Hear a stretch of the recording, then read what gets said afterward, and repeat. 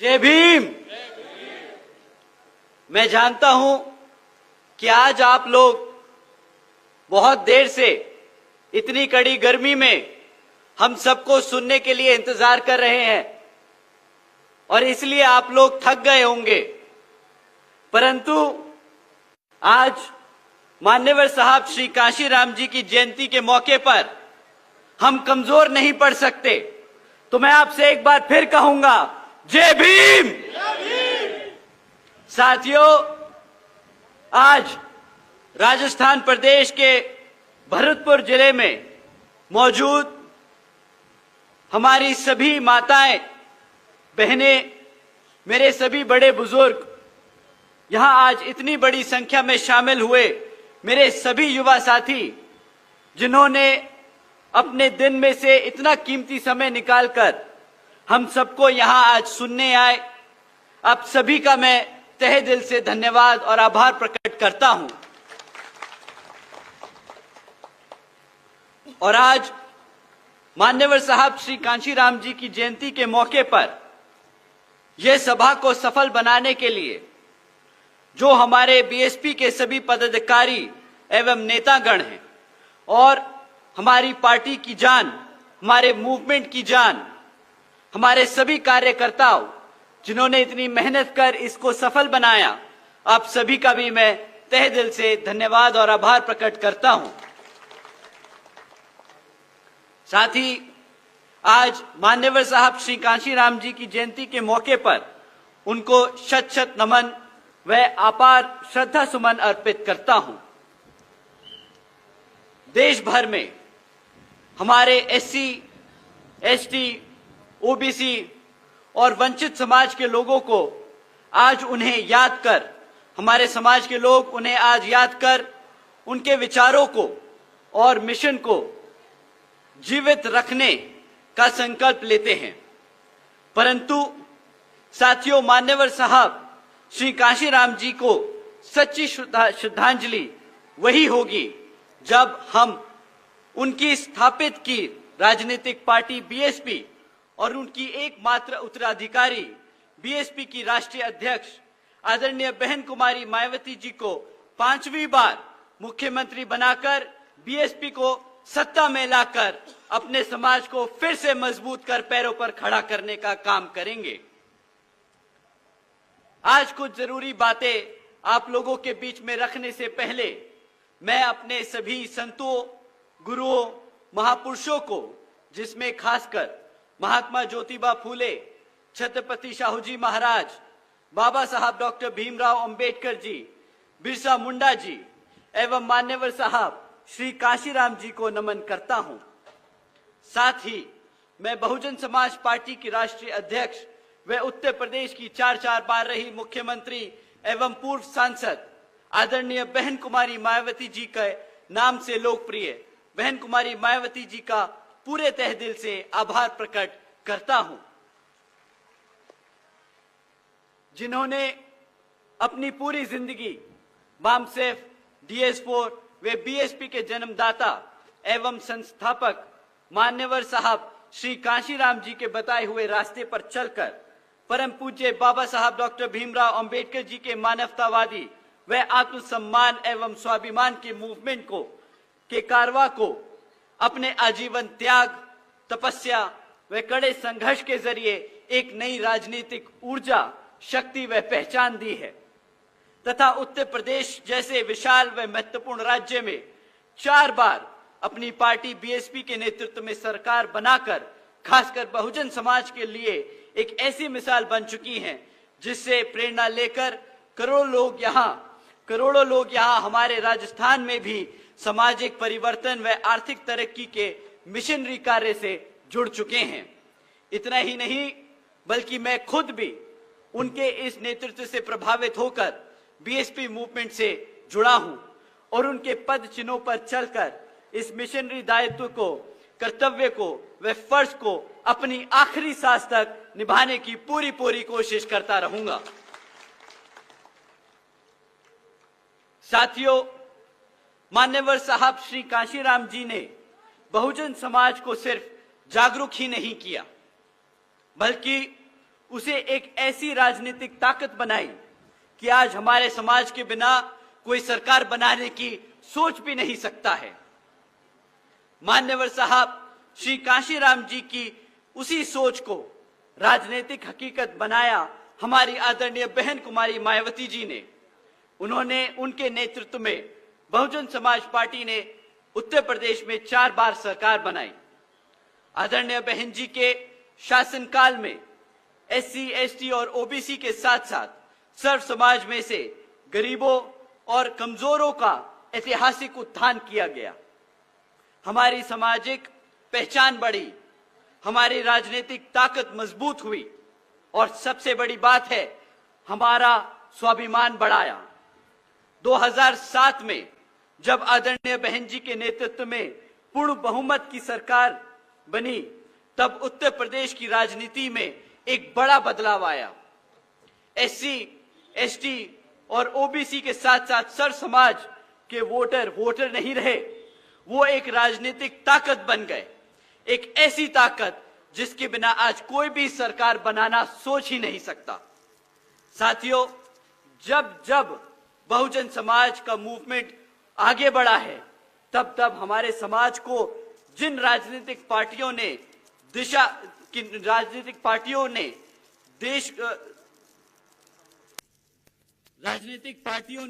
हमेशा हमें रोकने की कोशिश की, हमें दबाने की कोशिश की, हमें कुचलने की कोशिश की है। जब जब हमारा समाज एकजुट होकर आगे बढ़ने की कोशिश करता रहा है। साथियों, जब जब बहुजन समाज पार्टी ने अपनी सरकार बनाने का दावा रखा, जब जब हमारे समाज के लोग एकजुट हुए, तब तब इन राजनीतिक पार्टियों ने जो सदियों से, दशकों से राज करती आई है, उन्होंने हमारे समाज के लोगों को तोड़ने का काम किया, हमारे समाज को गुमराह करने का काम किया, हमारी पार्टी को अंदर से तोड़ने का काम किया है। साथियों, मैं आज आप सबको इस मौके पर इन लोगों से आगाह करना चाहता हूं, जिसमें से सबसे पहले जो हमारे खिलाफ जो रही है हमेशा से, वो है समाजवादी पार्टी, जो आज सत्ता में आने के लिए मान्यवर साहब श्री कांशीराम जी की जयंती बना रही है। ये लोग वो हैं जो जब जब यूपी में सरकार में आए, तब तब उन्होंने हमारे मान्यवर साहब के मिशन को, हमारी आदरणीय बहन जी को और हमारे पूरे समाज को कुचलने के लिए कोई कसर नहीं छोड़ी। आज चुनाव का समय है, तो मान्यवर साहब श्री कांशीराम जी की जयंती बनाकर हमारे बहुजन समाज को गुमराह करने के लिए, उनका वोट छीनने के लिए ये लोग साजिश कर रहे हैं। मैं आप लोगों को बताना चाहूंगा और इन सब से पूछना चाहूंगा कि अगर आप लोग मान्यवर साहब का सम्मान करते हैं, तो उनके नाम पर बनाए गए आदरणीय बहन कुमारी मायावती जी के सरकार के दौरान जो जिले बनाए गए थे, उनके नाम क्यों बदले जब आप सत्ता में आए? महापुरुषों के नाम पर जो हमने, बहन जी ने, बीएसपी ने पार्क बनाए, जो कॉलेजेस और यूनिवर्सिटीज उनके नाम पे रखी हमारे समाज के महापुरुषों के नाम पर, तो जैसे ही आप सरकार में आए, सत्ता में आए, तो आपने हमारे समाज के महापुरुषों के नाम क्यों बदल दिए? क्यों आपने उन कॉलेजेस और यूनिवर्सिटीज के नाम बदले और हमारे समाज के जो महापुरुषों को आदरणीय बहन जी ने, मान्यवर साहब श्री कांशीराम जी ने, इस बहुजन समाज के लोगों ने, पार्टी ने उनको वो सम्मान देने का काम किया, तो क्यों आपने उनका सम्मान छीना? इतना ही नहीं साथियों, मैं इनसे आज पूछना चाहूंगा कि अगर आप बहुजन समाज के संस्थापक, बहुजन समाज पार्टी के संस्थापक मान्यवर साहब का आज इतना सम्मान करने की बात कर रहे हैं, तो 2 जून 1995 को लखनऊ के गेस्ट हाउस में हमारी पार्टी की राष्ट्रीय अध्यक्ष परम आदरणीय बहन कुमारी मायावती जी, जिसको हमारा समाज एक नेता नहीं भगवान मानता है, उन पे आपने हत्या करने की कोशिश की। हमारा समाज ना भूला है और ना हमारे समाज के लोग आप लोगों को कभी ये भूलने देंगे कि आप लोग जो आज ये ढोंग कर रहे हो मान्यवर साहब श्री कांशीराम जी की जयंती बनाकर, आपका सच हमेशा हमेशा हमारी आंखों के सामने रहेगा। हमारे नेता, हमारी पार्टी के लोग आपको याद दिलाते रहेंगे कि किस तरह आपने हमारे समाज के साथ विश्वासघात किया है। हम भूले ना हम भूले हैं और ना हम अपने समाज के और देश के लोगों को कभी भूलने देंगे। साथियों, इसी कड़ी में जिस तरीके से समाजवादी पार्टी हमारे समाज को गुमराह करने की कोशिश कर रही है, उसी तरह कांग्रेस पार्टी भी हमारे समाज को हर उस मोड़ पे, हर पल पे तोड़ने की और गुमराह करने की कोशिश करती आई है। आज श्री राहुल गांधी जी का कोई मौका नहीं ऐसा मौका छोड़ते जहां पे वो हमारे समाज को टटोलने की कोशिश करते हैं। आज वो कसम खाते हैं कि अगर मान्यवर साहब श्री कांशीराम जी नेहरू जी के समय में होते तो उन्हें नेहरू जी मुख्यमंत्री बनाते। मैं जब ये ऐसी बातें और ऐसी उनकी स्टेटमेंट सुनता हूं तो मैं उनसे पहले तो पूछना चाहूंगा और बताना भी चाहूंगा कि श्री राहुल गांधी जी, जो आप कह रहे हैं कि अगर मान्यवर साहब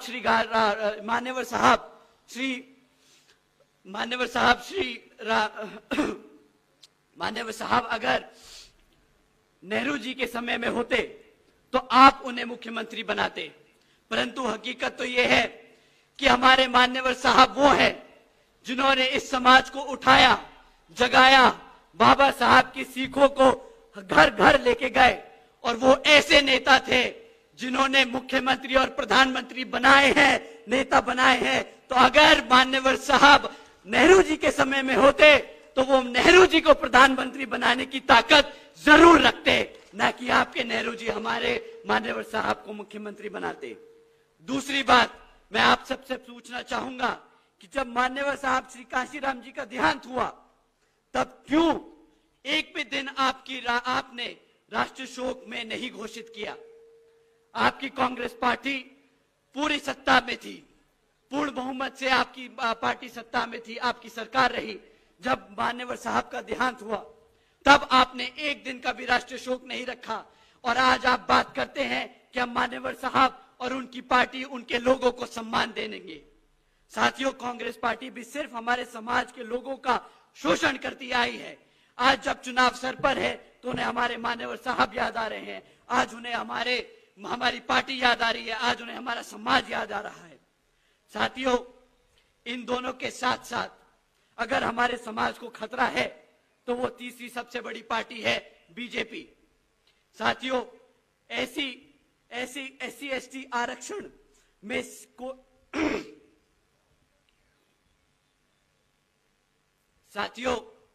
SC/ST आरक्षण में सब कैटेगराइजेशन को कानून बनाने का काम यहां बीजेपी की सरकार ने किया। हमारे समाज को बांटने का काम किया है इन्होंने। ये भी अंग्रेजों की तरह ही हमारे समाज को अंदर से बांटकर, आपस में लड़ाकर हमारे समाज को अंदर से कमजोर करने का काम कर रहे हैं। साथियों, आज बीजेपी की जिस प्रदेश में सरकार है वहां ठेके की नौकरियों के जरिए हमारे आरक्षण को खत्म करने की कोशिश की जा रही है।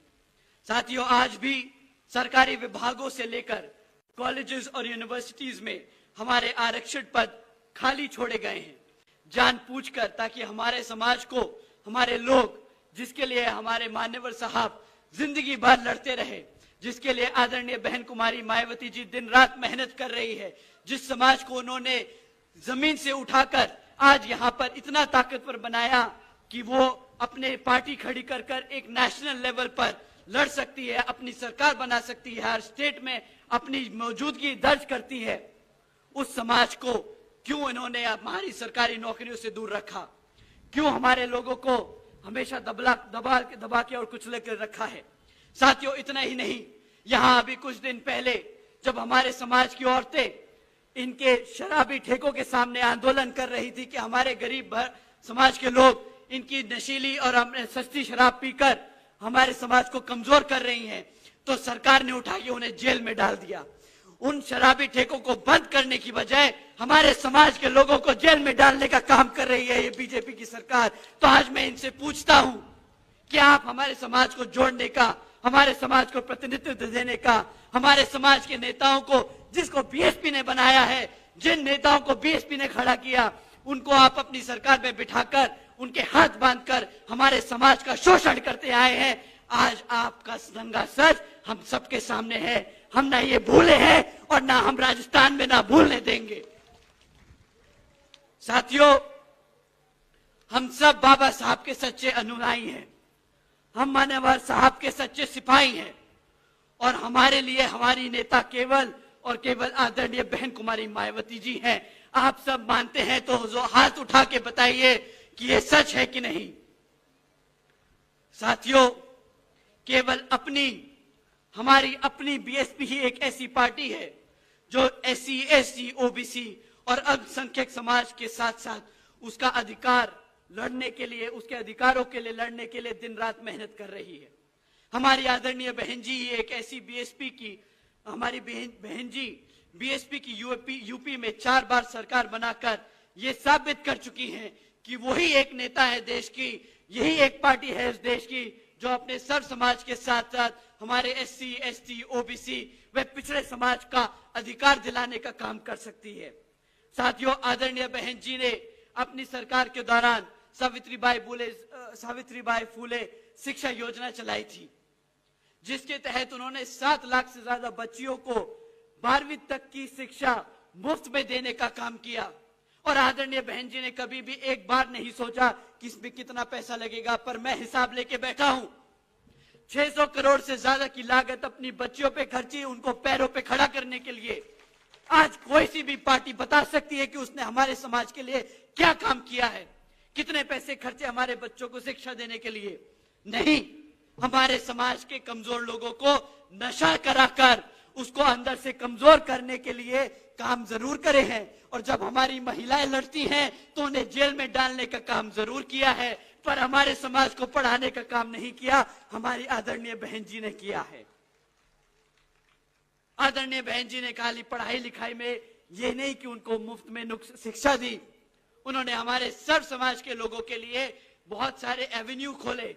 उन्होंने 6 इंजीनियरिंग कॉलेज खोले, 2 होम्योपैथिक कॉलेज खोले, 24 पॉलिटेक्निक कॉलेजेस खोले, 2 पैरामेडिकल कॉलेजेस खोले, 6 इंटरनेशनल यूनिवर्सिटीज खोली, 200 से अधिक इंटर डिग्री कॉलेज खोले, 100 से अधिक ITI खोली, 550 से ज्यादा हाई स्कूल्स बनाए और 5,500 से ज्यादा प्राइमरी स्कूल बनाने का काम किया है। इतना काम जो मैं आपको गिनवा रहा हूं, इतना काम इनकी सारी सरकारों ने सारे प्रदेशों में जहां ये सरकार में बैठे हैं वहां पे आज तक नहीं किया होगा, जितना बहन जी ने 5 साल में करके दिखाया है अपने समाज के लिए। इतना ही नहीं, आदरणीय बहन जी ने अपने मान्यवर साहब से प्रेरणा लेते हुए अपने सभी समाज के लोगों को नौकरी देने का काम किया। 90,000 से शिक्षकों को सरकारी नौकरी दी, 1 लाख से अधिक सफाई कर्मचारियों को सरकारी नौकरी दी, 2 लाख से अधिक जवानों को पुलिस फोर्स में भर्ती किया। और साथियों, हमारी आदरणीय बहन जी मान्यवर साहब से सीख के आगे बढ़ी हैं। जिस तरह मान्यवर साहब ने कभी किसी भी काम को करके उसे जताया नहीं, ऐसी आदरणीय बहन कुमारी मायावती जी ने कभी भी जब भी ये काम किए तो किसी को जताया नहीं। परंतु आजकल चाहे वो सपा की सरकार रहे, चाहे कांग्रेस की रहे और चाहे बीजेपी की रहे, वो 10 नौकरियां देती हैं जिसमें मात्र 10-20 हजार का पगार मिलता है और 10 करोड़ रुपए खर्चती है उसको बताने के लिए। इनके सारे बड़े बड़े नेता जमीन पर उतर के आते हैं, वो एक पर्चे का ऑफर लेटर देकर कि ले तेरे को नौकरी दी, जबकि हमारी आदरणीय बहन जी ने लाखों हजारों लाखों लोगों को नौकरी दी और एक बार भी अपने समाज को जताया नहीं ये काम करते हुए, क्योंकि वो उनका फर्ज था। आदरणीय बहन जी ने इस काम को अपना फर्ज समझा। किसी समाज पे अधिकार या किसी समाज पर उन्होंने एहसान नहीं जताया, परंतु आज जब वो जता रहे हैं तो अपने समाज को जागरूक करने के लिए हमारा फर्ज बनता है कि हम बताएं हमारी आदरणीय बहन जी ने, हमारे मान्यवर साहब ने दिन रात क्या मेहनत करी और क्या अपने समाज के लिए किया। साथियों, इतना ही नहीं, हमारी बहन जी ने उनके अपने शासनकाल के दौरान बीएसपी के नेतृत्व में कृषि एवं संबंधित उनके सभी कार्यों में मिनिमम वेजेस को 55 रुपए से बढ़ाकर प्रतिदिन 100 रुपए प्रतिदिन किया है। और हमारे ओबीसी समाज के भाइयों के लिए उनकी जो क्रीमी लेयर की जो वार्षिक आय है उसमें जो उन्हें बेनिफिट मिलते हैं वो 3 लाख रुपए से बढ़ाकर 5 लाख रुपए करी थी, ताकि हमारे ज्यादा से ज्यादा ओबीसी के जो गरीब परिवार हैं उनको ज्यादा से ज्यादा सरकारी बेनिफिट मिल सके। साथ ही साथ बहन जी ने गन्ना खरीदी के रातों रात दुगने कर दिए। उन्होंने ये नहीं देखा कि इस पे बजट का क्या असर पड़ेगा, सरकार की मशीनरी पे क्या असर पड़ेगा। उन्होंने सिर्फ अपने समाज, अपने लोगों के लिए, अपनी जनता के लिए दिन रात मेहनत कर उनके लिए वो सारे डिसीजन लिए बिना सोचे समझे कि उनको बेनिफिट मिलना चाहिए, उनको फायदा होना चाहिए। इसलिए उन्होंने खाली गन्ना खरीदे के दाम रातों रात दुगने नहीं किए, उन्होंने उनके साथ साथ हमारे किसानी भाइयों को मुफ्त में बोरिंग का खर्चा भी उठाया और बोरिंग करके दी उनके खेतों में। उसके साथ साथ उनको मुफ्त में सस्ते दामों में बिजली दिलाने का भी काम किया। साथियों, इतना ही नहीं, आदरणीय बहन जी ने 28,500 से ज्यादा अंबेडकर ग्रामों में का विकास कार्य किया है, जिसके तहत जितने भी SC ST और पिछड़े जातियों के गांव आते हैं, इन 28,500 गांवों में इस योजना के तहत साफ पानी, पक्की सड़कें, बिजली, प्राइमरी स्कूल्स और मेडिकल क्लिनिक की सुविधा उपलब्ध कराई गई। साथियों, आदरणीय बहन जी ने बहुत सोची समझी तरीके से एक अच्छे प्लानिंग के तहत अपने सही समाज के लोगों को, अपने गरीब जो पिछड़े समाज के लोग हैं, गरीब वर्ग है, उनको सही तरीके से सही सुविधा पहुंचाने के लिए एक प्लानिंग के तहत काम करके इन सबको ये सुविधा देने का काम किया। इन्होंने कभी भी, आपकी पार्टी ने कभी भी हवाई बातें नहीं किए, कभी भी एक मैनिफेस्टो जारी करके उसको लोगों को लुभाने का काम नहीं किया। उन्होंने हमेशा सत्ता में आकर जमीनी स्तर पर अपने समाज का उत्थान किया है और ये उन्होंने अपने नेता, अपने लीडर, हम सबके संस्थापक, पार्टी के संस्थापक मान्यवर श्री कांशीराम जी से सीखकर किया है। आदरणीय बहन जी ने बीएसपी के सरकार के दौरान लाखों भूमिहीन परिवारों को खेती करने के लिए उनकी खुद की जमीन के पट्टे दिए, 3-3 एकड़ के पट्टे दिए और वो किसी से छीने नहीं। आदरणीय बहन जी ने ये भूमिहीन परिवारों को जो 3-3 एकड़ के पट्टे दिए वो किसी और से छीन कर नहीं दिए। उन्होंने जो सरकार के पास जमीन थी जिसका कोई इस्तेमाल नहीं हो रहा था, वो अपने गरीबों लोगों को, भूमिहीन लोगों को बांटकर उनको अपने पैरों पर खड़ा करने के लिए, एक रोजगार के लिए मौका दिया।